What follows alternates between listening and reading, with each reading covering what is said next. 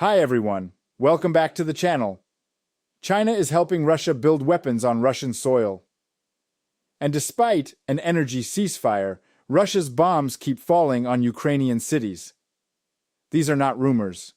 They're direct warnings from President Zelenskyy. And the implications could shake global diplomacy to its core. Let's break this down.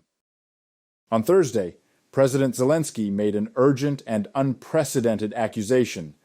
China is supplying weapons to Russia, including gunpowder and artillery components. But it doesn't stop there. He claimed Chinese representatives are now participating in weapons manufacturing inside Russia itself. Zelenskyy says these conclusions come directly from Ukrainian intelligence and security services.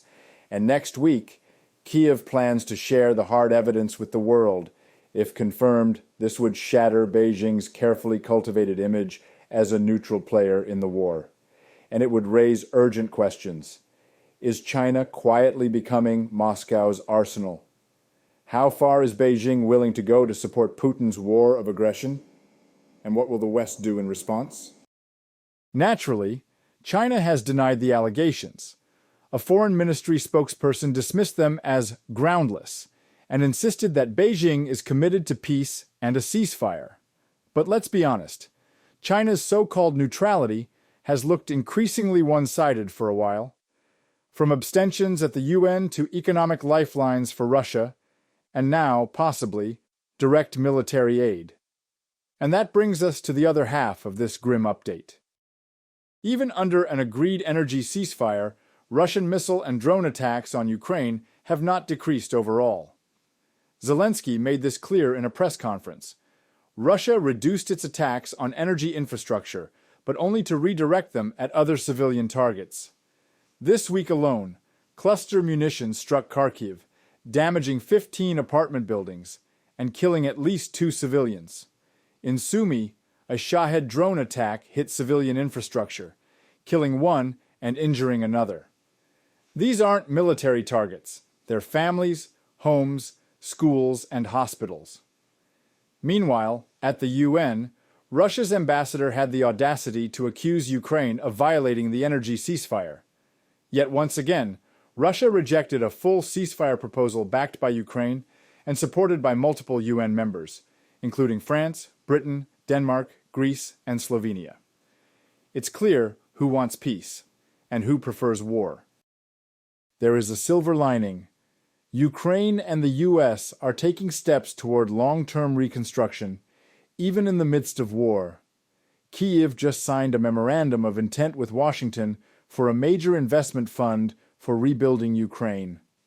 This is vital, not just for our recovery, but to send a message. Russia can destroy, but the West will help us rebuild. And yes, Donald Trump's team is involved. According to the U.S. Treasury, a deal on critical minerals is expected as early as April 26. That means economic cooperation with the U.S. continues, no matter who's in office. Finally, there's movement on the diplomatic front. For the first time, the E3, France, Germany, and the UK sat down with U.S. envoys and Ukrainian representatives to push for a true ceasefire. Whether this is just another round of talks or the start of something real depends, frankly, on whether Russia and its allies, including China, want peace more than domination. Let's be crystal clear. Ukraine wants peace. We've demonstrated that repeatedly. But peace cannot be based on surrender. It must come with justice, sovereignty, and security. The revelation about China's involvement, if proven, could shift the entire geopolitical landscape. And for us Ukrainians, it's one more reminder that our war for survival is tangled in a global struggle over values, power, and truth. Thanks for watching. If you want to stay updated on Ukraine's fight for freedom and the global stakes involved, make sure to hit that subscribe button and give this video a like. Your support helps amplify Ukraine's voice. Until next time.